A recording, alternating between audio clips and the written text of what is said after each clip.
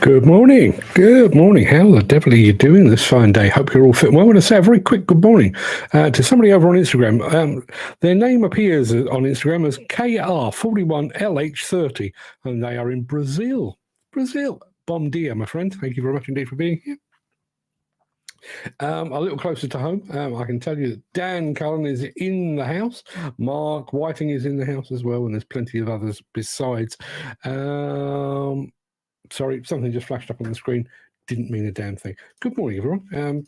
Hope you didn't get stung too badly in the budget yesterday. We'll be talking about that a bit later in the show, so I won't bore you with that now. But today's show is the first of two for today. I'm going to be back here again at 7 o'clock tonight because it is, as you're well aware, it is Halloween. Halloween. Yeah, it is Halloween. So I'm going to be back tonight at 7 o'clock UK time with our new story, Gravedigger. During today, I'm going to be trying to get out the final copies of the actual ebook itself to all of the people that very kindly pre-ordered it. But we were all set for tonight. There's a video to go with it. It just sets the scene. It's not particularly detailed, but it does set the scene. So looking forward to bringing that to you. Jim Turner has joined us over on Facebook. Morning, Jim. Thank you very much indeed for being here. I've just said, Jim, we are going to be talking budgets and stuff, but not yet. We'll do that at the end of the show. And I'm going to do things slightly differently.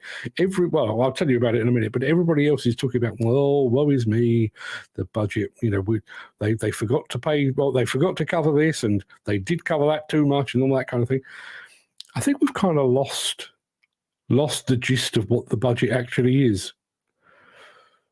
I'll come back to it because I've got a lot to say about it. So, without further ado, let me roll the intro, post the question of the day, and get this show on the road.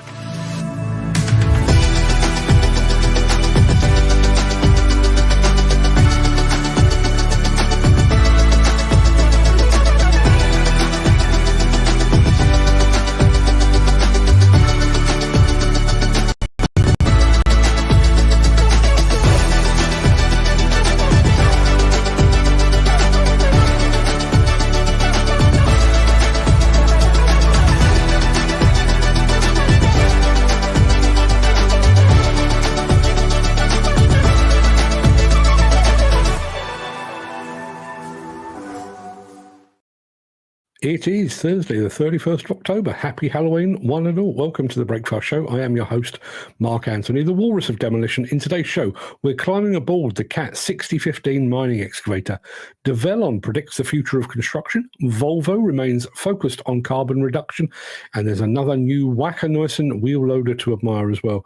Plus, in my morning monologue today, following yesterday's autumn budget, we won't be discussing what it will cost us as individuals and as an industry, but why. It'll make sense when we get there. But before all that, we do have the small matter of today's mystery machine to decipher.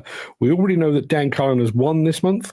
This is the last day of the month, or the last day of the league table for this month. Meaningless, completely meaningless, but we do need to show you that anyway. So let me roll this first.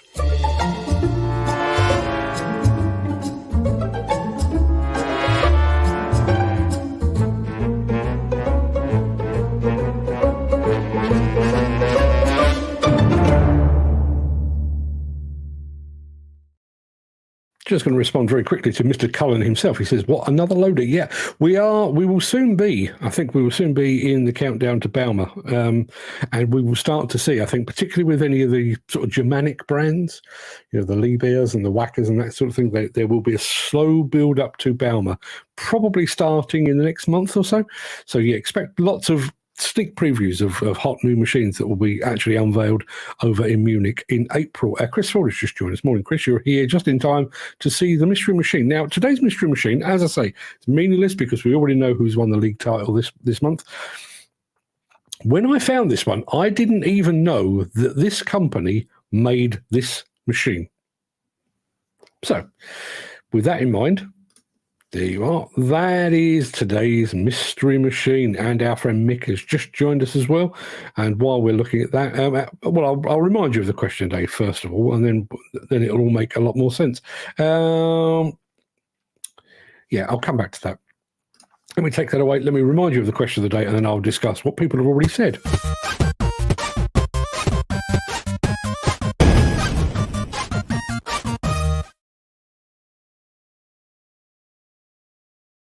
Yeah, our question of the day today is quite simply this. What value do you most admire in a person? Personally, I was originally going to say honesty, and I obviously I appreciate that, but I'm actually going with integrity. You know, someone who says what they mean, doesn't screw people over, stands by their principles. I'm a big believer in standing by your principles. Even if your principles are completely and utterly wrong, actually having the balls to stand up for them. That means a lot. So what about you? Let us know in the chat, and I can tell you we've already had a few responses. Let's have a look. Who do we have? Chris Fall has already said honesty. Jim Turner says honesty and integrity. Well, there you are.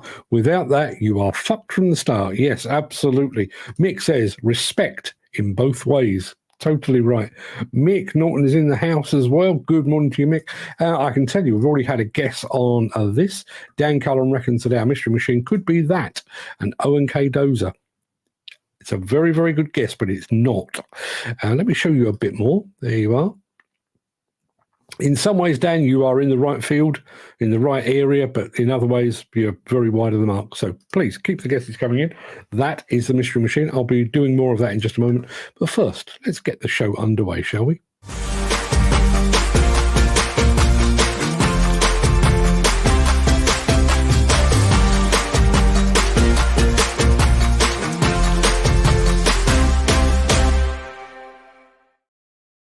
Just had a comment over from Instagram from Daggerknife8143, who says the value that he most admires in a person is humility.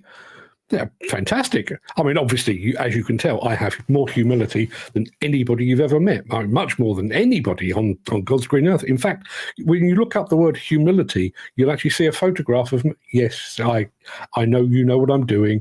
Thank you very much. Thank you very much indeed for the comment. Much appreciated. So let's start big, shall we? Let's start with a nice big Caterpillar excavator, the 6015.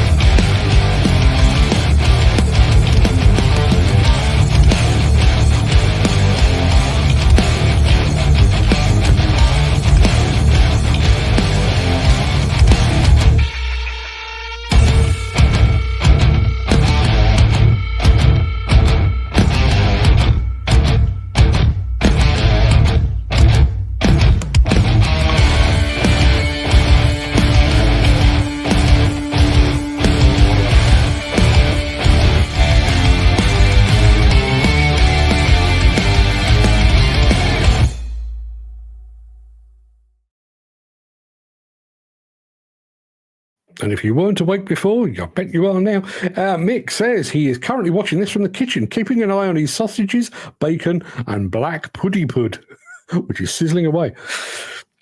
My stomach's not particularly good at the moment, but I do feel slightly peckish now. Mick Norton says, question of the day, what quality do you most admire in a person?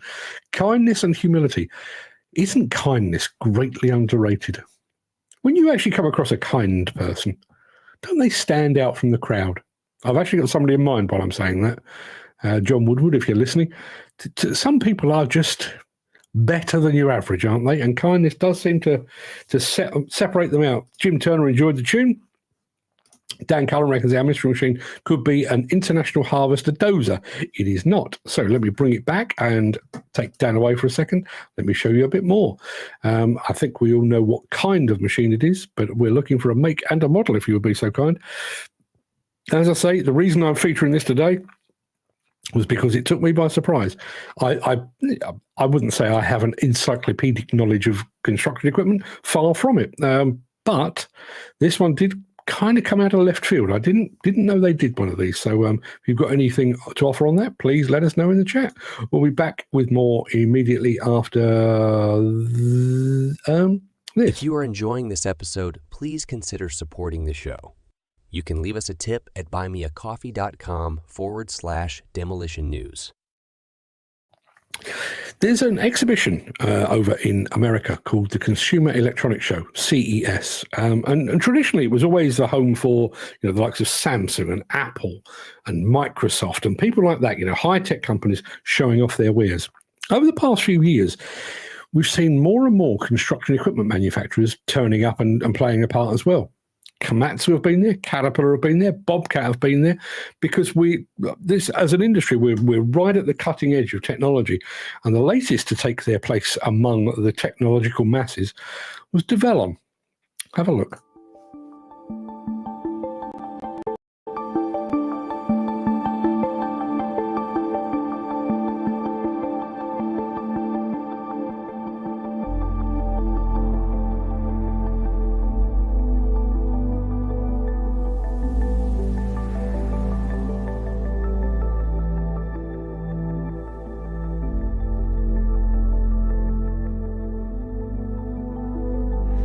Construction industry today remains one of the slowest when it comes to technology and innovation.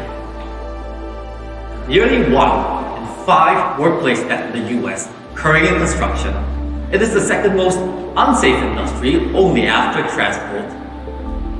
And in terms of productivity, while the aggregate productivity of the US economy has doubled over the last 50 years, that of the American construction industry has actually fallen by almost half. We also need to do a lot more to reduce the environmental impact of construction, which accounts for 7.3% of global MGUs and 13% of CO2 emissions.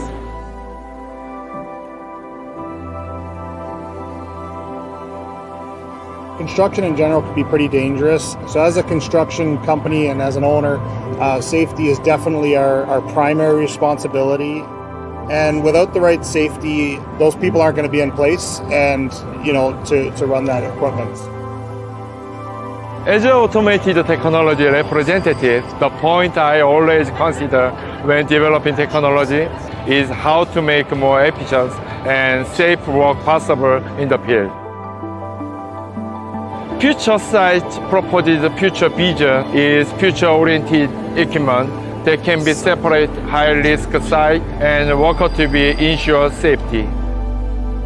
Cabinist products are safe for equipment and people in the workplace by separating driver from dangerous environment to fundamentally block hazards and recognize and respond to surroundings through wide-angle radar sensor and smart around-view monitoring.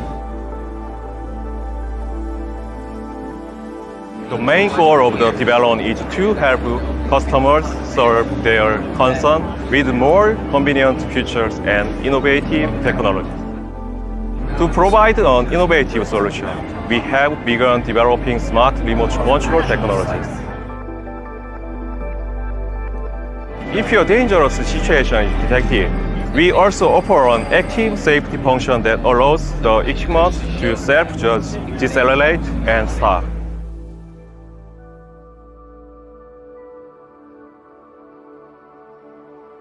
There's 2 major items in the construction industry that need to change or that will have to change.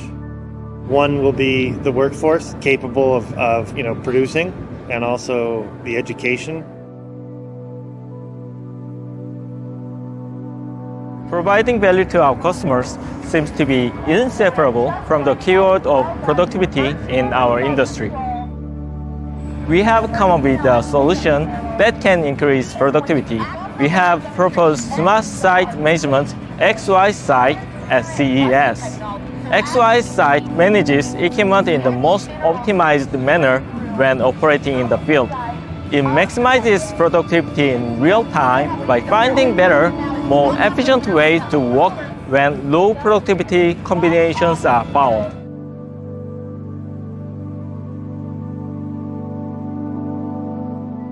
With a commitment to conserve of the earth, we aim to present a vision of making the entire value chain, starting from the production of electricity to its transmission, charging, and usage, environmentally friendly by integrating technology within our company.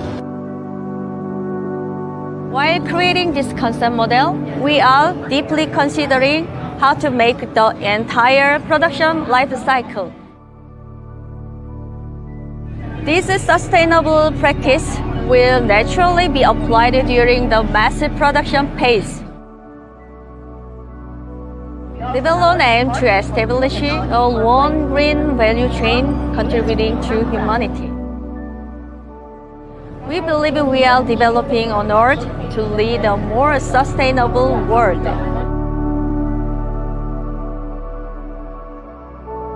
Our solution is not just seen in the keyword of productivity, but we are working with the pride, thinking that it actually leads to the safety and happiness of our customers.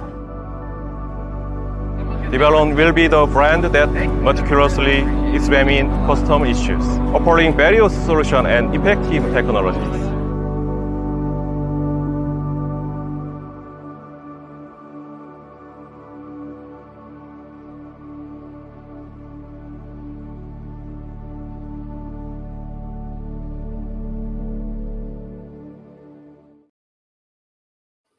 And now you know why Develon was quite at home at CES. Fantastic video, and they're doing some fantastic stuff. Now, there is lots going on in the chat, but I do need to bring this up to date. So we've had some more guesses. Jim Turner reckons it could be a Bomag dozer. It is not one of those.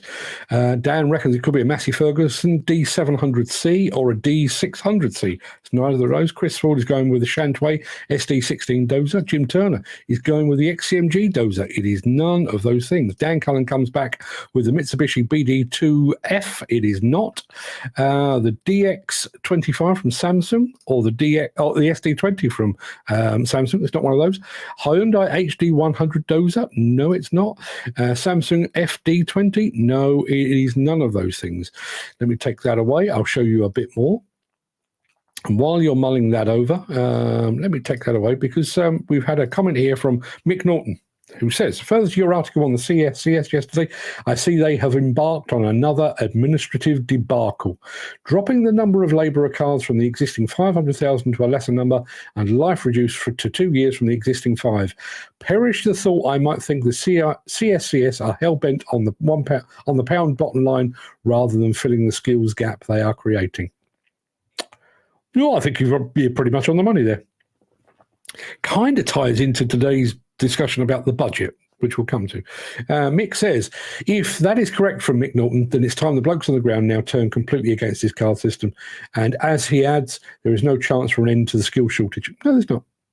There's not. Not in the way that the industry and the card scheme and everything else is set up. There is no end in sight.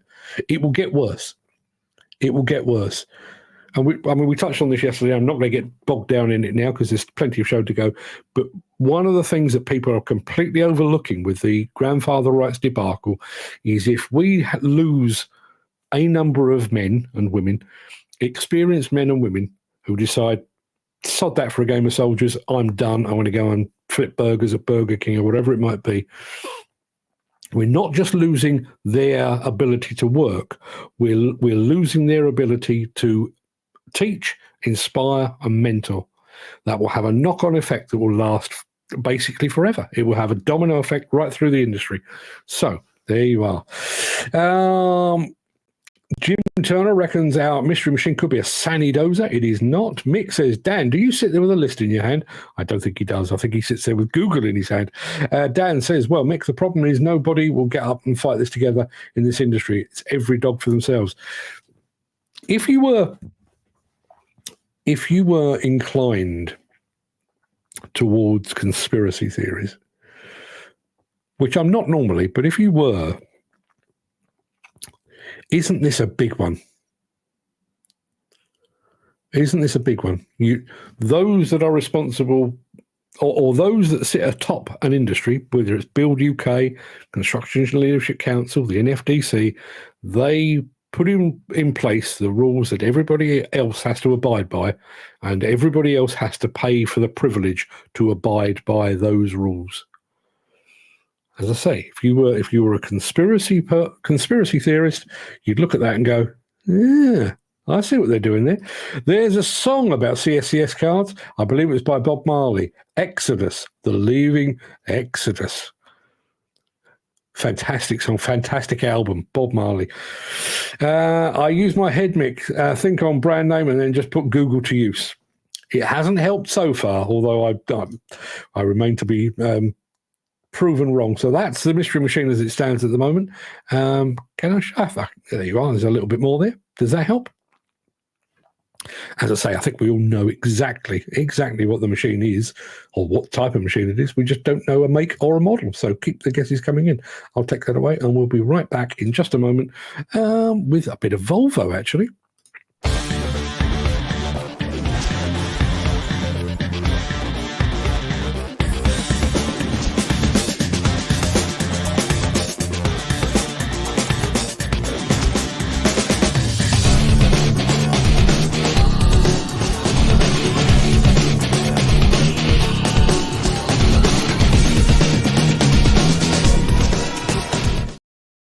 Having just watched that Develon film, you'll obviously know that a key driver of technology in this day and age is the need for sustainability, carbon reduction, and what have you.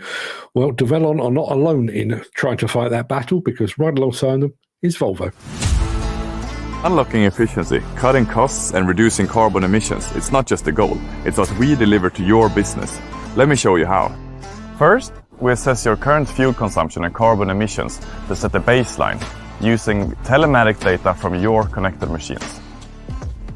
This data visualizes the effects of your carbon reduction efforts over time, allowing you to make informed adjustments to continue to lower your fuel consumption and carbon emissions. Knowing where you stand is the first step.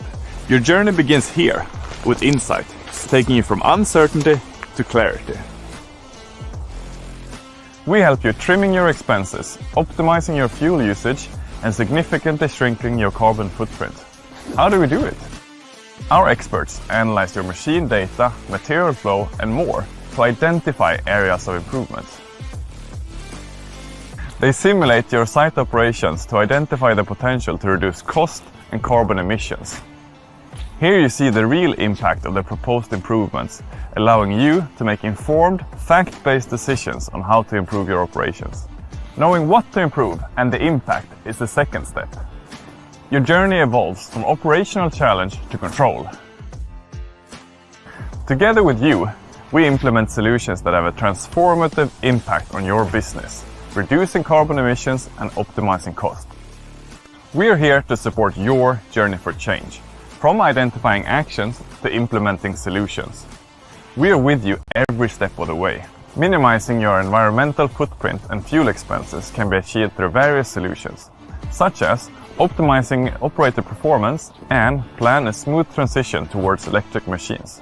With us, you will shape a future powered by your efficiency. In the third step, we help you to improve your operations by implementing solutions to cut costs and improve efficiency, taking you from knowledge to empowerment. Now it's time to reap the rewards of your efforts. But it's easy to fall back into old habits if you don't maintain the new ones. Stay proactive and track your progress with us, continuously. This is not the end of the journey, it's the beginning of the next phase. We help you to stay on target, set new goals, and implement additional solutions for an even more efficient, cost-effective, and sustainable tomorrow.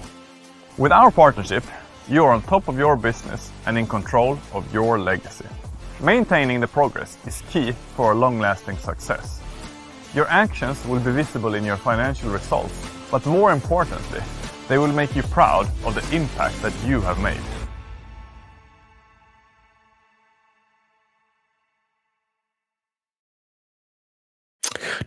Obviously that was Volvo, fantastic film. Do need to say good morning to Hitachi Construction Machinery UK, HCM UK, just watching over on Instagram. Fantastic to have them here. Big fan of the Hitachi brand, as everyone knows. Let's have a look. Everybody stand by your beds. There's a doctor in the house. Dr. Yvonne Waterman says, good morning, Mark. I really liked your recent column in my email. Very well written and argued.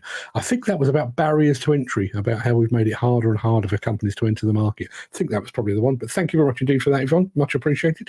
Mick says, that was some rainfall in Spain. Lord alone knows how this country would cope with that. Have they had a deluge? I have to admit, because I was feeling a bit crook this morning, I've just come straight to work. I didn't bother looking at the news, so I'll have a good look at that. Mick Norton, we're back on the CSCS, aren't we? I have a recent email from the CEO of CSCS where he states that national house builders will be only too pleased to have their workforce carrying a CSCS logoed card. With MVQs often achieved in one day and lackluster professional discussions used as building bricks to competence, I know their CEO is on another planet. Yeah. How often do we look at those that sit atop the industry and think, well, what planet are you from? What planet are you broadcasting from? Get that a lot. Do get that a lot. That being said, and I've said it before and I'll say it again, the IDE is soon to get a new president, and he's an actual human. Let's have a look. Mick says, Mick, this is getting beyond belief. It really is. There's a bit of me that thinks, are we not kind of due a glorious revolution, which we'll come on to in just a moment, talking about the budget. But when you look at construction, we all just, we'll do exactly as we're told. Exactly as we're told. And we've got somebody else, just Jardi Correa from Brazil. Bom dia, my friend. Thank you very much. Lots of Brazilian viewers today. I don't know quite why that is. But thanks for the football, guys. Love Brazilian football. There is our mystery machine. And Dan Cullen ranks it could be a Haiti dozer. It is not a Haiti dozer. Let me just take that away. I'm going to take this away for a second as well, and just make sure I can afford to. Yes, I can show you a bit more. There you are. There's a smidgen more for you to take a look at. Anybody got any ideas on that? I'd love to hear from you, because we've got one more film. I think we've got one more film to show you, after which I can declare victory. It'll be a hollow and meaningless victory, but it'll be a victory nonetheless. So I'll be right back after this. Since the finance bill came into effect in April, the construction industry has seen a surge of fuel thefts. The rising cost of living has placed an additional risk of theft by employees and contractors, as well as opportunistic thieves. By using diesel dye and placing warnings of its use, you are sending a clear message that this is your fuel.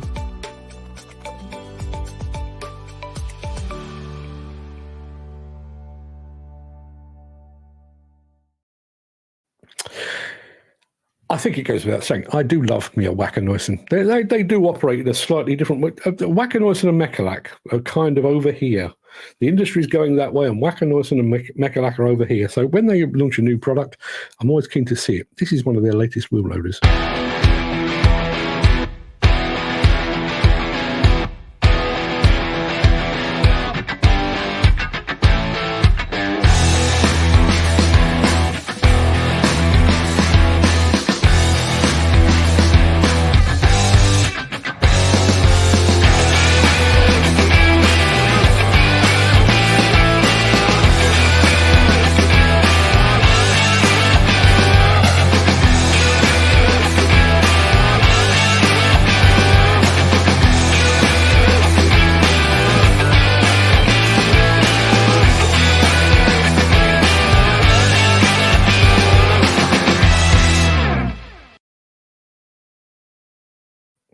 Time for me to rise above, which I'll do in just a moment. I'm going to say, Jardi Correa just says, I follow your work from Sao Paulo.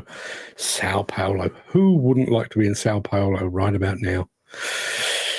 Lucky you. But good morning. Thank you very much indeed. He's actually a crane operator all the way from Brazil. Good morning to you. Mystery Machine, going back to this. Chris Ford has gone for the Casey 1150 dozer.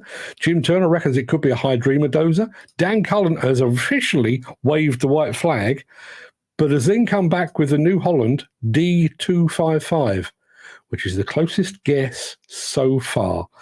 I'm going to do this from Mick, and then I'm going to go back to Yvonne Waterman in just a moment. Cheeky buggers at CSCS are even trying to substantiate their policies for change under the auspices of the recently enacted Building Safety Act. Of course they are. Of course they are. And I can tell you, believe it or not, we've actually got a winner. We've got a winner on our mystery machine. And it's not one of the usual suspects. Well, it's kind of a usual suspect. Let me just take that away. Dan Cullen went for the New Holland D250 or 255.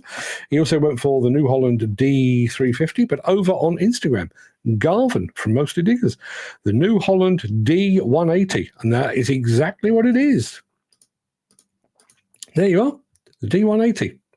Congratulations, Garvin. Utterly meaningless because Dan Cullen won the league about a week ago, actually, but congratulations anyway. I'm going to go back to this from Dr. Yvonne Waterman, who says, I'm going to present at the Global Demolition Summit soon in Stockholm. Would you perhaps ask if anybody will join me? The more the merrier.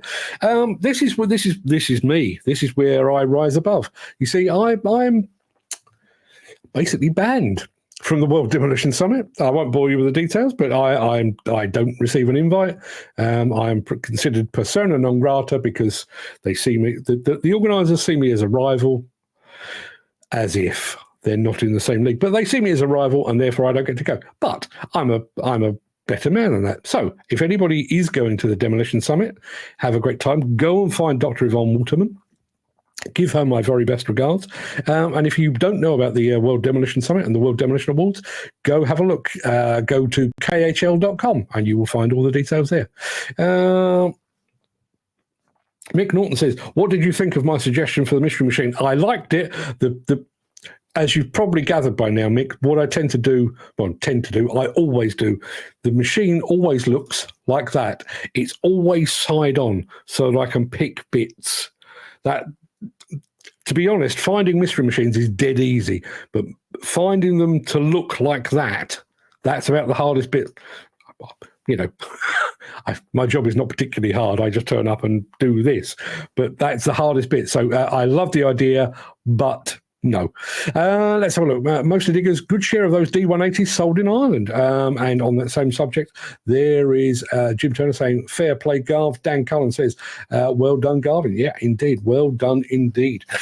I think that pretty much wraps up the main part of this morning's show. But please, please, please do not forget, I'll be back here again at 7 o'clock tonight.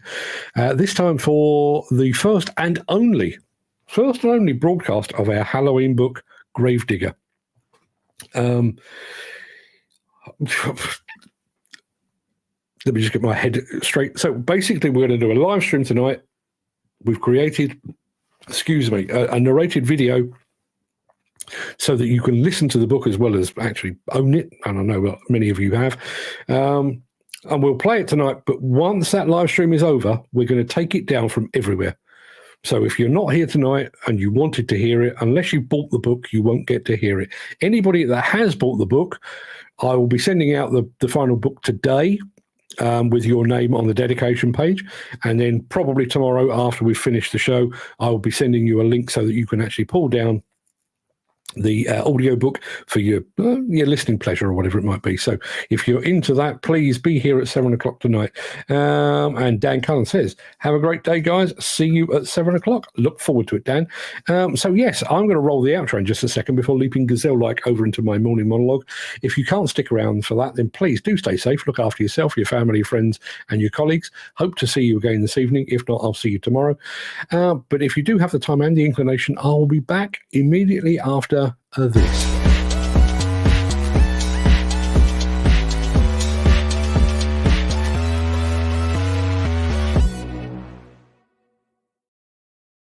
So yesterday afternoon, Chancellor of the Exchequer Rachel Reeves took to her feet and laid out in pretty stark terms the depth of the nation's financial black hole and what she intends to do about it.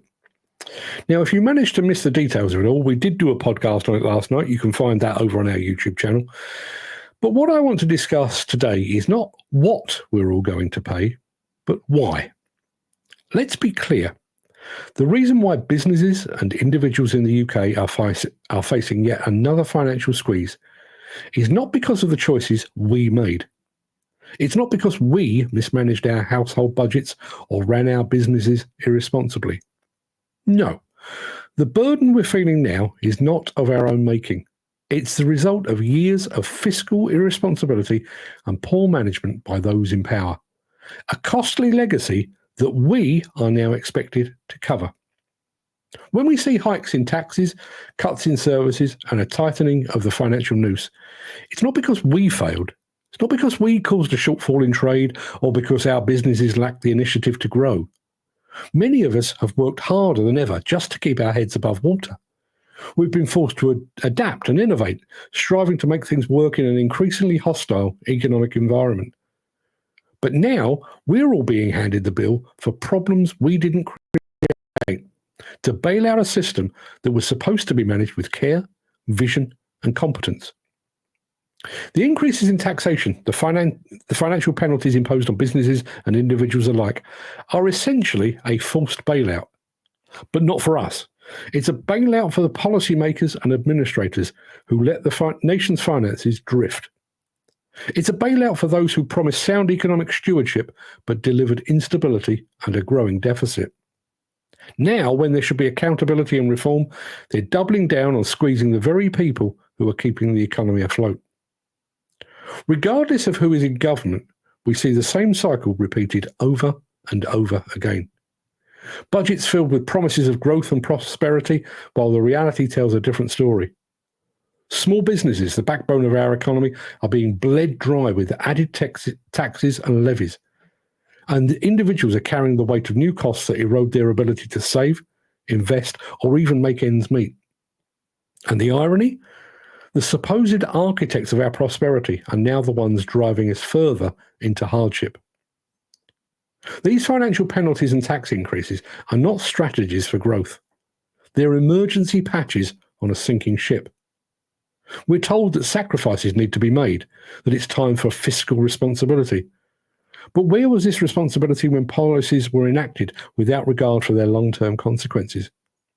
Where was this foresight when the debt piled up, or when when economic strategies were guided more by short-term wins than by the sustainable health of our economy? Today, we're being asked to pay for the failures of those who should have protected the public purse. And make no mistake, every additional tax, every levy, every cut to essential services means a direct hit to the lives of ordinary people.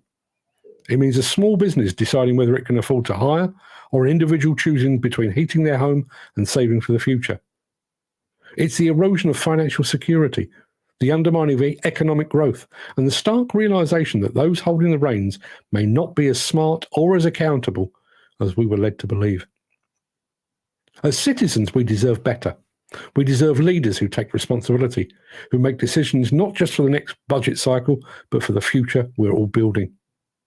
The financial well-being of our nation shouldn't come at the expense of the very people who are already struggling. It's time to ask, who will bear the cost of this so-called fiscal responsibility? Because the answer, as we see time and time again, is us, the workers, the business owners, the families just trying to make a decent life. So yeah, we are worse off today, but it's not because of our actions. It's because those that we entrusted with our nation's finances have chosen to lean on us to cover their mistakes.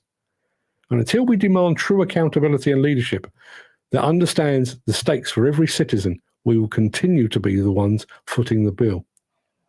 And just as a final point on all of that, if you followed any of the industry coverage of yesterday's budget, you'll be aware that many of the articles contain comments from the likes of the Federation of Master Builders or the Construction Equipment Association. And all those comments are always exactly the same. This budget brings some positive developments, but, or this budget failed to address so-and-so. For those that say it brings positive developments, are you eyeing an OBE or an MBE at some point, or are you just lack the balls to stand up and be counted? And this budget failed to address so-and-so. I'm sure every industry has exactly the same. There's probably a strippers union out there right now, hastily writing a press release that says, this budget brings some positive developments, but it failed to address the rising cost of G-strings. Two things. Do they really think that Rachel Reeves woke up this morning and thought to herself, oh, bugger, I forgot to cap the cost of thongs? Probably not. And the second thing is this. I realise these various organisations are keen to piggyback on the budget, basically just to get their name in print. But where were they before the budget was actually announced? Where was their lobbying to encourage the government to invest in a specific area and to protect the needs of their members? They were silent. They only speak afterwards. They are completely reactive and they're not proactive. Now, that's my rant for the morning. Over into the chat. What have we got? Mick Norton says, I ran a 10-day New Holland Dozer course in Leeds some 13 years ago. I was impressed by the quality of build and fuel economy. As I say, I do not claim to have an encyclopedic knowledge of construction equipment. I either didn't know or completely forgot that New Holland even made dozers. Yeah, and are they theirs? I don't know. Don't know who that. The top and bottom of government is it's easy to waste other people's money, and these clowns aren't answerable to anyone. No. And I did a bit of homework this morning, and I don't know why I didn't know this already. Auris excavator attachments. Good morning to you. I don't know why I didn't know this in the first place. Obviously, taxation as a notion apparently dates back in the UK to medieval times, and it was kind of localized. So if medieval times where we were little fiefdoms rather than a united kingdom, so you would basically be taxed, and it was basically landowners at that point. Landowners would be taxed to fund wars and battles against your neighbouring fiefdom. That was the way it worked. It was William Pitt the Younger, apparently, who came up with the idea of an income tax. And that income tax was basically designed to fund the Napoleonic Wars. Didn't know that. I realise we're constantly in conflict with somebody somewhere in the world, but we don't really do much in the way of warring these days. I realise we have an enormous military budget, but we don't do much in way of actually warring. And yet the amount that we're taxed now is more than ever before. And we're, like I said with the CSCS, which is how we come full circle, when I was talking about the CSCS yesterday, as an industry, somebody has come along and said, we are going to require all of you to have a competence card, and you will pay, like Donald Trump with his wall. We're going to build a wall and the Mexicans are going to pay for it, even though it's designed to keep them out. CSCS cards, you are going to pay for this card to make you better so that we can accept that you're better. And as an industry, everybody just went, okay, then, that seems fine. That seems that. And now somebody at CSCS or CLC has decided, we'll shift the goalposts. We now need an MVQ that will potentially harm the workforce of the industry, could force people into early retirement, will impact upon mentorship going forward, might make it harder for people to stay in the industry, our very, very best and our most experienced people. And as an industry, we all went, okay, that seems absolutely fine. And we've got exactly the same thing with the budget. Where did we lose our ability as individuals, as a nation, and as an industry to stand up and united say, fuck no. Stop right there. No. The reason for the nature of yesterday's budget was plain and simple. And I realise a lot of this is inherited, but a lot of this is long-term. So, the Labour Party are certainly not innocent parties in all of this. But the reason for the basic overall feel and theme of yesterday's budget was because as a nation, we have a financial black hole. We didn't create that, but we are expected to fill that gap. How on earth is that right? And somebody said it, where is the accountability? Why can we not go back to previous chancellors of the Exchequer and say, you said, we did, you didn't. Bang them up. Prosecute them. There's this, for a little while back in the late 90s, I dabbled with share trading. Made a few quid, lost a few quid. Overall, probably largely broke even. And one of the things that impacted the rise and fall of share prices most regularly, not most, but most regularly, market sentiment. Yeah. So an economist somewhere, or a major share trader, or somebody in a hedge fund somewhere, woke up one morning and went, oh, I'm not feeling good about that today. And the arse fell out of it. Based on nothing. Yeah, based on nothing. It's just, and that will impact the rise and fall of markets. It will impact the rise and fall of currencies and so on down the line, just because somebody got out of bed the wrong side. And we, as shareholders, citizens, we pay the price for that. And I don't know why we accept it. There's very little to admire about the French aside from perhaps their cheese, but the French wouldn't put up with this bullshit. They would be protesting in the streets, particularly given the fact that the the changes in taxation, and particularly capital gains tax, are going to impact farmers perhaps more than anybody else. The farmers in France would now be burning sheep in the streets, instead of which we basically fall behind Jeremy Clarkson, who hopes and prays that the Labour Party will be gone in 5 years' time. Mick Norton says, whether it's old or new Labour, it remains borrow, tax and spend. It does not bode well. No, it doesn't. It doesn't. And my father-in-law always swears blind that, you know, in his 84 years on the planet, he has always found himself more hard up under a Labour government, which is, to my mind, as somebody who leans more than a little to the left, I wonder whether that is A, true, or B, whether it is not looking at the bigger picture. You know, the reason that many of the decisions were made yesterday were to basically plug the gap that was left behind by Mrs. Sunak and his cronies. So, you know, there were bits there that I actually thought, you know, the plan on investing in housing, which sees through a pre-election promise, I didn't have a problem with that. I actually thought that was good news.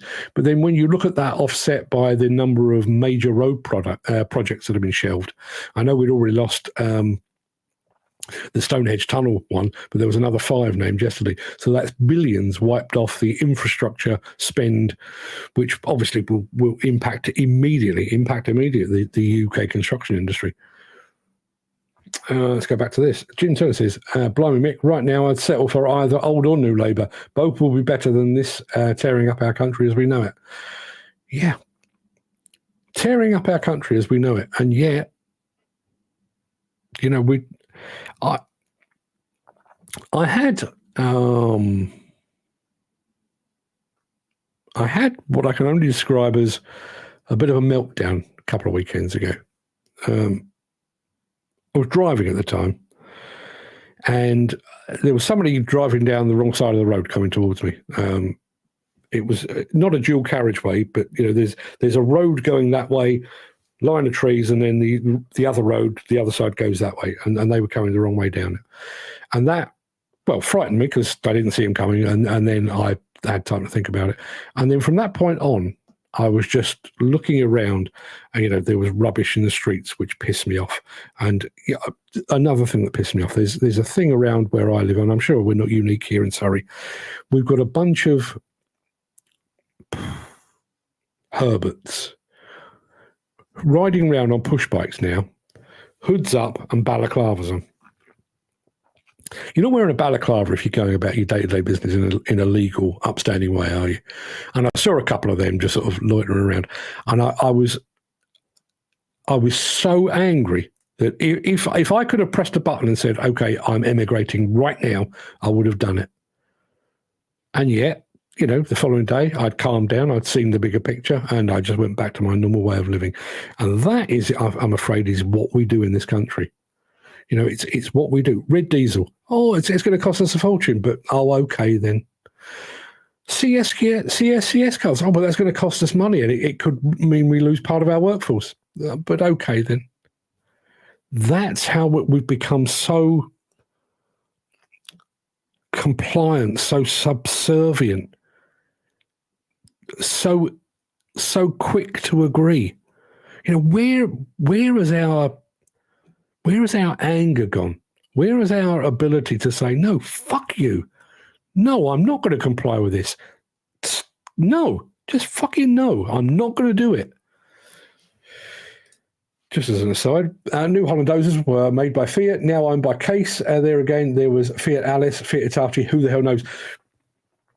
I occasionally get to attend press conferences, particularly at Balmer, with CNH, which is Case New Holland, the bit that sits above all of that.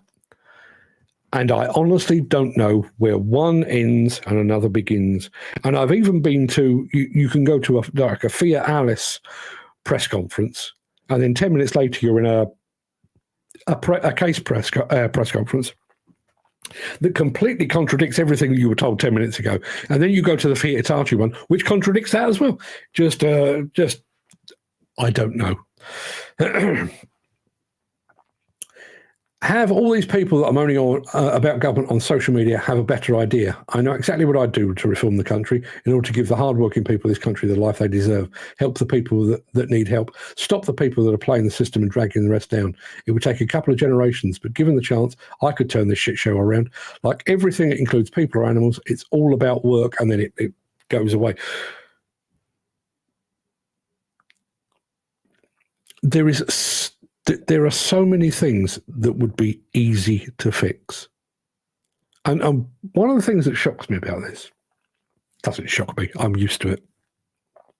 But one of the things that amazes me about this is, in the run-up to an election, all of the parties all jump aboard a specific bandwagon that they believe will get them elected. It might be, we're going to be hard on crime, or we're going to invest in housing, or we're going to invest in schools, or we're going to plough a load of money into the National Health Service.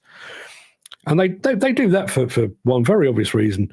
They tell you what they think you want to hear so that you will go and put a little cross in their box and get them into power. That's what they do.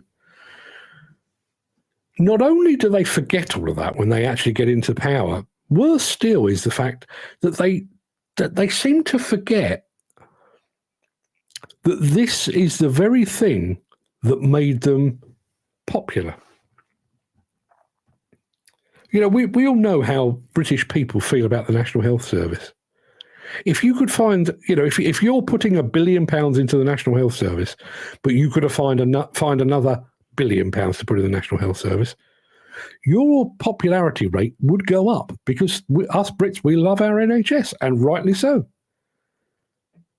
Has anyone in this country in the last 200 years voted for a government or an incoming government that was planning to spend lots and lots of money on warships or missiles or battle helicopters? Of course not. None of us want to go to war. Who the fuck would? And yet, if and I know all the arguments, and I realise we have at least one ex-military person a couple of ex-military people in our midst. But at a time when, for one thing, we're not really doing much in the way of warring at the moment, but also, are we not living in an age where we shouldn't be looking for fights anyway? We're big enough and ugly enough to not go into fights that don't need our input now. Imagine taking the military spend and just putting it into the NHS. Turn it around overnight. And what about things like the taxation of, I know everybody always looks towards Starbucks, but you think about the big oil and gas petroleum producers, the Shells and the BPs. If they actually paid their way, we could do so much more. Instead of which, it's the low-hanging fruit. And I've seen this in over the years.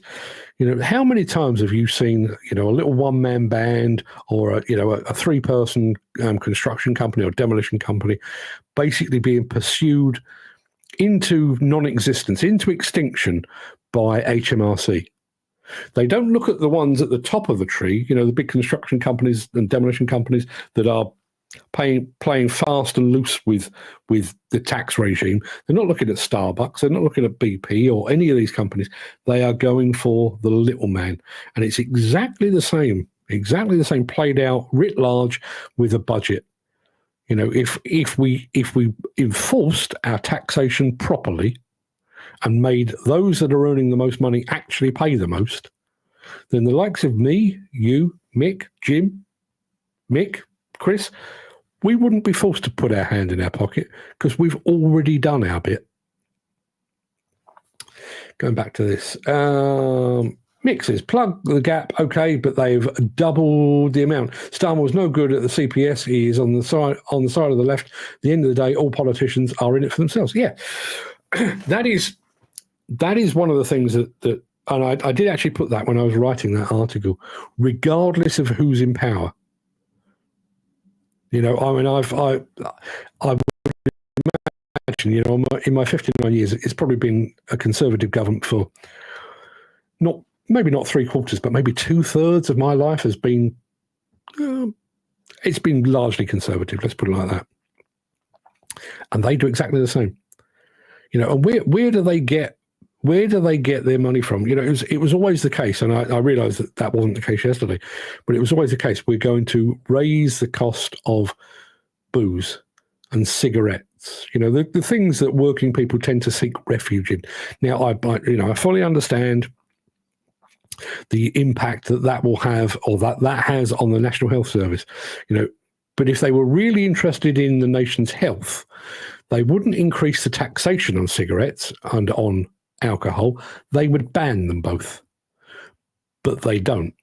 What they do is they make us pay more for it to fund a National Health Service that they have deliberately crucified over the years. If the workforce of the UK does decide to get out of construction demolition, can you imagine the cost to the benefit side? Surely one of the idiots can see the card system has failed. I reckon, I've not counted it because I've only got so many fingers. I reckon there's probably a couple of million people in the UK who can see and can demonstrate the fact that the card scheme in all its guises has failed. It has failed. It has not improved our safety standards. It has not improved our competence. All it has done is generate cash for the training organisations, and it's allowed the likes of Build UK and their members to tick a box that says we are employing a company that has competent workers. No, you're not. You're actually employing a company that has people that have ticked a box in a classroom. They're not competent. There's no proof that they're competent. There is no proof that the cards do that. So in every single metric, the card scheme has failed. Every single metric. We all know that. The industry at large knows that. The only people that don't know that, and I suspect that they do but they don't care, is the likes of Build UK, the National Federation of Demolition Contractors, the National Demolition Training Group, Uncle Tom Cobley and all, who are actually earning a buck out of the continuation of a card scheme that has failed by every single benchmark you could possibly measure it against. I'm going to say good morning to Gary Muirhead. Gary, I hope you can be with us tonight. I realise the daytime show is currently inconvenient for you, but you do get a mention in dispatches tonight. I'll say no more. Mick Norton says, Alex Chalmers, 645, probably one of the finest shovel loaders ever built, ? Discuss, people. The sooner we bring in ID cards, the safer the country will be. Also, anyone that's stopped by the police, use any doctor's or NHS service, dentist, apply for a passport, apply for a driving licence, should be forced by law to have their DNA put on an international database. This way, we'd weed out the criminals, unsolved crimes, multiple people living on the streets, or using someone else's ID. Yeah. If we had one, I'd volunteer for it tomorrow because I've got nothing to hide. Nothing to hide at all. You know, I wouldn't say I've always been entirely law-abiding. I had my moments in my youth, but I've got nothing to hide. I don't care who knows who I am, where I am, or what I'm doing because I'm not doing anything wrong. Mick says, just had a thought. How many people are on work contracts? I've not had one for years, nor do I know of anyone on the ground who has one. What a lovely thought. If someone was not allowed to work as they didn't have a card and he then took the company to court, would love to know how the law would look at it as a non-legal issue. Yeah. Well, Mick Norton, I'll ask Mick Norton that very question because Mick is the expert on all of this. Given the fact that these cards are not legal, where do you stand as a worker that doesn't have a card? Could you...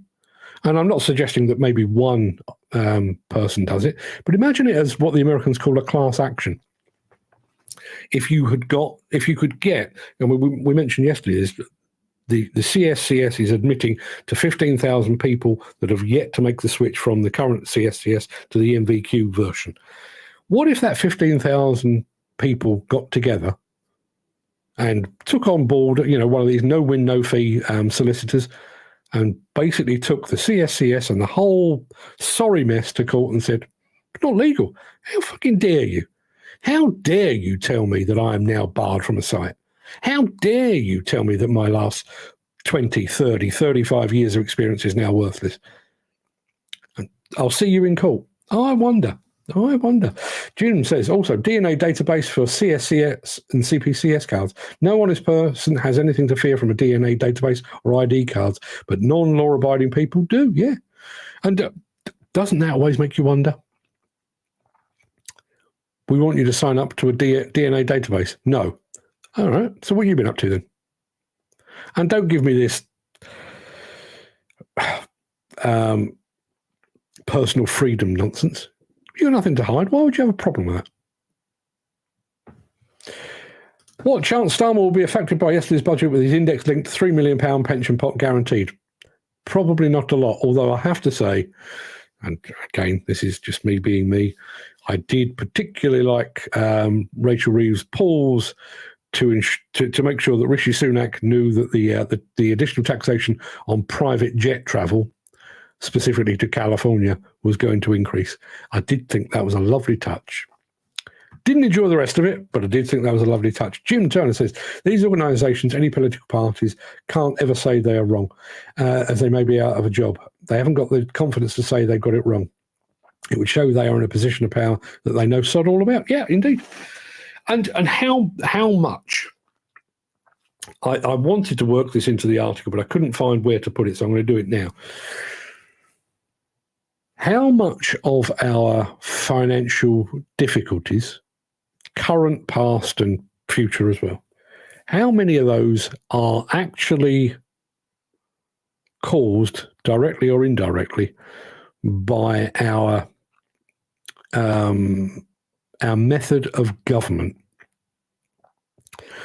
You know, I mean, Rachel Reeves could have stood up there yesterday and said, you know, we're going to tax everybody that voted Tory. You know, we you know, it's obvious to anybody that pays attention that anybody that votes Tory is clearly well off, so we're going to raise their tax by 10%. I'm only using that as an example. I'm not suggesting it's a good idea, but you know full well that if she did, that would be enacted, and it would continue for another 5 years, after which she can retire on a long-term pension and go and put her feet up somewhere, because it has no comeback. There's no impact whatsoever on her. So you, as a minister, as an MP, as a prime minister, you can do pretty much what you like, knowing full well that A, you're not going to be held accountable, and even if you are held accountable and you're kicked out of your job by a national vote at some point in 4 or 5 years' time, your pension's safe. Where is the need to act sensibly and with foresight based on all of that? Effectively, Rachel Reeves, Keir Starmer, Uncle Tom Cobley and all were basically presenting a budget yesterday for 5 years. And things like, you know, the roads that they've cancelled, and I realise that they have given a bit of a boost to HS2 with the Euston part of things, but those things are going to last not for 5 years, they are going to last for decades, and they will impact for decades. You know, those 5 roads, in addition to the 2 they cancelled before, those 5 roads, they will carry people, goods, vehicles for the next 50, 60, 100 years. And just because of a failure to balance the books in the past, they've been a cross put through them. It's like the rail firms taking people to court with no evidence of fare dodging. Indeed it is. Mick Norton says, we eagerly await a challenge against the CSCS in a court of law. Currently, there is no legal precedent at present. I fear if the CSCS was legally challenged, expert witnesses from CITB, Build UK and other stakeholders would not support the boys at the coalface with ticket anomalies. No, because they are all... Is there a kind diplomatic way of saying they're all in it together, aren't they? Why would they? Why would they support the people that work for them?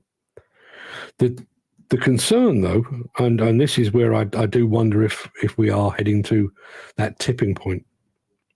We're already in the depths of one of the worst skill shortages this industry has ever seen. We have a very real possibility. We lost a bunch through Brexit. We could lose another bunch through all of this CSCS debacle.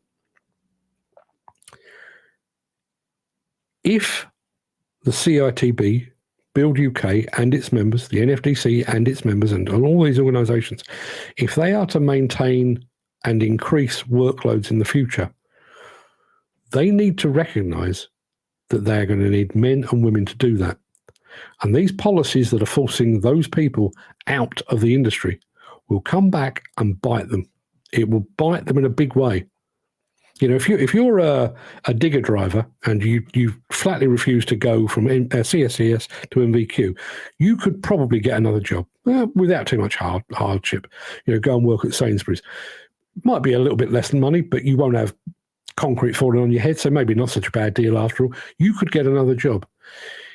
When we get to the point where there are not enough people, I mean, we're already there, but even when it's even worse, when there are not enough people to do the work, who will suffer the most? It will be those Build UK members, the NFDC members, and so on down the line, because they've got to answer to shareholders. They've got to pay their fuel bill, their insurance bill, their wage bill, based on a shrinking workforce. Only need to create a precedent to change something. Yeah, maybe that is exactly what we need. No, it's an old boys club. I think I need a graphic, because we say that a lot. Just throw up a graphic that says old boys club as an explanation for everything that's gone before. Is the CSCS card another form of blacklisting then, says Chris Ford? I'll finish his thing, but just know that when he said, is this another form of blacklisting then, just know that in the background I was doing this. Thinking aloud, hasn't everyone got the right to work by enforcing no card, no work when it's not a legal requirement? Are you breaching someone's human rights to work? I'm a big believer in human rights. It's always been always used as a smokescreen for other purposes, as it's not fit for purpose. I think that's exactly what it is. If you are enacting something that is not a legal requirement to prevent people from earning a daily crust, surely you are impinging upon their right to work and their human rights. Chris Ford says, wish I could write, I could become a keyboard warrior. Chris, let me tell you, to become a keyboard warrior, the ability to write is very, very secondary. The ability to be angry, that's your starting point. The ability to write, spelling, grammar, meaningless. Doesn't matter. Gary Muirhead says we've got 4 to 5 pieces of equipment sitting parked up on site on a weekly basis because we can't get operators. Shocking. Now, bearing in mind, I mean, I'm going to take a wild stab because I know that's where Gary lives. I'm going to guess this is Glasgow. You know, one of the biggest cities in Scotland. We're not talking about the Outer Hebrides here. We're talking about a major conurbation, and they can't find enough people to work on those machines. 4 to 5 pieces of equipment parked up on a weekly basis. Imagine that written across the whole of Scotland. Imagine that written across the whole of the British Isles. How many machines are currently standing idle for lack of operators? And here we are, not we, here they are insisting that we instigate a system that will drive even more operators out of the industry. Mick Norton says that's an interesting point, Chris. I agree. Seeing as the country is financed through taxation, should someone who paid tax for a certain amount of years be worth more than someone that doesn't or hasn't paid tax? Same again, no vote if your DNA is not on the international database. No vote if you've had a criminal conviction in a certain amount of time. Yeah. Chris says, I said the other day, the major contractors group brought the card system in, and one of the reasons at the time was a way to stop the blacklisted workers of the sites. Yeah, it's a form of blacklisting, only it's a little bit smarter now. That's what it is. Okay, so if companies want a card, they do it in-house. There is the crazy thing with this is the fact that some do. You can turn up at a good many sites and a good many major projects now. Here's my CSCS card. Fantastic. Well done. Now go and get your induction done. We're going to test you on your ability. So what was the point of the card then? Gary says, no, on a wind farm in Dunbar, good rate of pay, good hours. Just seems people don't want to work.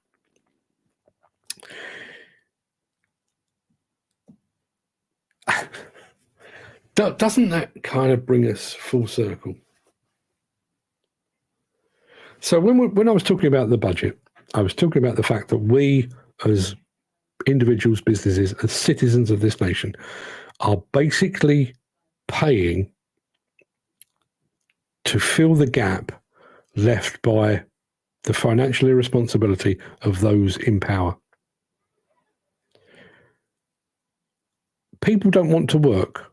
So in order to plug the skills gap, surely the answer is to invest in ways to get more people in the industry rather than levying those that are already here to the point where they want to leave. Surely. Dan Cullen says quarries do their own card scheme and some private companies as well. Yeah. I think we've got a couple of people here that have said exactly the same. If you want to work on HS2, it's an additional qualification. Sizewell B, additional qualification. They're not taking it. They're not taking the CSCS card. They're not interested in it. That might get you on site, but if you actually want to work there, you want to do a job, you're going to be tested. Why? Because the CSCS card isn't worth out. Did I sound even remotely northern then? I bet I didn't. Whilst I always quote the only legal requirement is for employers to deem employees competent, these same employers are happy in the main to sit back and let others do their training. Yeah. It's like previous operator was on this job, didn't want to work past 3 p.m. Unbelievable. Yeah. I don't know how closely you were listening to the Develon video that I played earlier. We're talking about the future of construction. I know they were talking about a lot, specifically America. But construction globally is one of the very, very, very few industries that has seen its productivity fall. And not just fall, but plummet over the last 10, 20, 30 years. You think about manufacturing, with the advent of robots and that kind of thing. In pretty much every other walk of industrial life, productivity has, on the whole, improved, and ours has fallen. And there's one of your reasons why. There's a demolition job going on about a mile from my front door now, and it caught my eye because, basically because it was very, very close by, and I thought, I might pop down there at some point. The demolition, they've had an excavator on the site now for about a month. I've been past it on a Monday, a Wednesday, a Thursday, a Friday, and a Saturday. And over a period of a month, I've seen it work once. And all of the times I've been have been during work hours, 9 o'clock in the morning, 3 o'clock in the afternoon, and I've seen it work once in a month. Now, it might be the case that, maybe they've got people off sick or whatever it might be, but how can we claim to be a productive industry when you can have a machine on site? I mean, the job itself, you could probably have it done and dusted in about a week if you actually went balls out at it. But instead, they've been on it for a month and barely made a dent. Gary, there's a lot of factors in play here. The cost of cars, cost of transport, and now you're going to get employers looking at the cost of employing people. The whole system is fucked. Mick says, Dan, how many scaffolders have you seen on site after 3? Wow, they have to pop off and drag their knuckles somewhere, don't they? I don't know. I've got the nerve. Jim Turner says, amen. Phone for the start. Tell them what you can do. Go to the site. Get inducted and tested for competency of the job you said you could do. Then get an in-house card to say you've passed. Bingo. Sorry about that. I've got a very, very funny stomach going on at the moment. But yeah, they get an in-house card to say you've passed. And think about that. Think about that. Not just because of competence.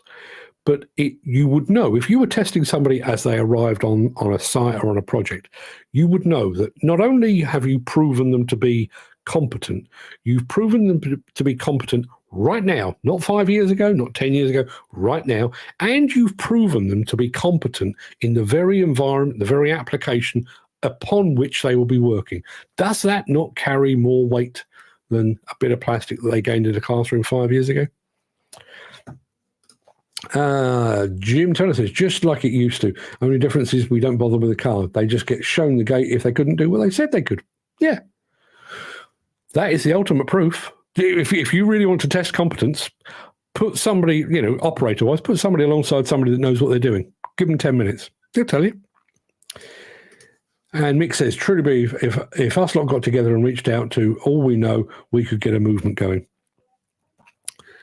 Come the glorious day, power to the people and all of that. Hey, listen. The one thing I would say about this, I was thinking about this a couple of days ago. I'm not going to leave much of a legacy behind. I'll leave behind 4 children and some grandchildren and stuff. But in terms of what I do for a living, I'm not going to leave behind a great legacy. I'd like to think that I'll be able to see Didcot through to its fruition and so on down the line. But I won't leave a great legacy. But imagine if I could lend my audience to fighting back against some of this bullshit. I'm happy to do it. If somebody wants to start a movement of that description, and it needs to be somebody from the industry. I could do it, but at the end of the day, I'm just a journalist with a silly hat on. It needs to be the industry. But if anyone within the industry wants to start that kind of movement, that kind of campaign or initiative, and they want to hit a lot of people in one big hit, give me a call. Hit me up. You know where I am. Right, I need to go and get ready for tonight because, 7 o'clock this evening, I'm going to be doing more of the same. Oh, it's going to be very different tonight. I'm going to say good morning to Craig over at CSW Groundworks, who's actually watching over on Instagram today. Back 7 o'clock tonight for the first and only performance of Gravedigger. Just to very quickly let you know what you're going to be in for. I basically got the book narrated. And it sounded very good. The voice is very rich and it sounds very, very good. But I gave it to Fred. And Fred said, leave it with me. And he's put sound effects on it. He's put a bit of video with it as well, which is neither here nor there. But he's put some sound effects with it and some atmospherics. And I listened back to it last night. And I have to say, it's really good. Matt at Agridig just joined us. Good morning, Matt. How are you doing, my friend? Good of you to join us. Mick Norton says, though in-house certification is an option, it runs the risk of malpractice with any old Tom, Dick or Harry, a white van ticking a box without any quality assurance. Does that matter, though? Thinking that through, if you are ticking the box of somebody to work on your site, do you not therefore have a duty of care? And if you have ticked the box that says they are competent and it turns out they're not, it's on you. Is that not self-policing? Fred, the boy's a genius, yes. Hopefully he's not listening because I'll never get his head through the bloody door. We were talking about Formula Uni a few weeks ago. Mark, you're the ideal fella. It's perfect lobbying group to spark change. I have been working on the Arthur Scargill hairdo for quite some time now. Mick says, my 3 ex-wives, a switch broom to fly about at night. Didn't mention I borrowed it under and over waiting for the fly pass. Yeah. I must admit, I was planning to start today's show with referring to Rachel Reeves as the Wicked Witch of the West, but I thought the idea. In a court of law, it definitely matters, says Mick Norton. Form the question to the masses, put it to them, then take the vote to the various organisations and ask them what they're doing with that information. Then everyone will see they don't actually care what we think. Do you know, I would, of all the things, I mean, I'm off to Volvo next week. Just to remind you very quickly, no shows Monday and Tuesday next week because I'll be in Sweden. I love going to JCB and to Volvo and to Liebherr and all these places. I absolutely love it. But do you know what I'd love to do? Absolutely love to do a guided tour of all of the trade associations. Do the CPA, the CEA, Build UK, Federation of Master Builders, NFDC, all of those, and to actually ask them, not I'm so pleased to interview the new incoming president of this organisation, but to actually present to them the real world I say, okay, if you're the president of the NFDC or the IDE, for example, you've got 2 years. What are you going to do about all of that? And see what they come up with. I'd love to do that. So if anybody from any of those organizations is watching, and I would include within that CITB, CSCS, knock on any of those, if any of you have actually got the balls, the cojones, the bollocks to actually sit across a proper journalist and be asked some proper questions, count me in. I'll be there this afternoon. I need to be back by 7, but I'll be there this afternoon. That will do us. I'm not going to be distracted this evening. Just to let you know, if you are planning to tune in, obviously it's a story. It's a narrated story that's going to last for about half an hour. In fact, it is literally 30 minutes, I think. So I'll do a very, very quick preamble just to make sure everybody that's coming is coming. But once the thing is started, that's it. So if you are planning to watch, you kind of need to be there on time, because otherwise you'll miss the beginning of the story. The ending is the best bit, because that's the way you write these things. But if you miss the beginning, you kind of miss the gist. So if you can possibly be there, please do. Matt Agridig says, off topic. No, it's not. It's not off topic at all. We did the budget earlier on, but thank you very much indeed for this. Off topic, but the news about British agriculture future is sad news, which will end up being the same to the construction industry before long. Yeah, I totally agree. Totally agree. I mean, even little things like I say little things, it's bloody enormous things. You think about the impact of capital gains tax on the farming industry. And I know people have been talking about that, passing a farm from father to son, son to daughter, or whatever it might be. It's exactly the same, particularly the demolition industry. How many demolition companies are family owned? And you pass that along. It's going to impact. And I wonder if that will actually see a rise. We've already seen a handful of companies being sold into employee ownership. I know SafeDem have done it. John F. Hunt did it fairly recently. Erith did something very, very similar. I wonder if we'll see more of that now. I wonder if we will see more of that as a result. And Mick says, damn it, popcorn and Coke on the shopping list for tonight. Yes, absolutely. Get the popcorn in. Put something a little bit stronger in your Coke, maybe, just to see you through the half an hour. So, yeah, look forward to seeing you tonight. And then, obviously, I'll be back tomorrow. So, back tonight, back tomorrow. No show Monday, no show Tuesday, back on Wednesday. Hope that's all clear as mud. I'll see you again this evening. Till then, everybody, have a fantastic day. Matt Agridig, thanks for your comment. See you all soon. Bye.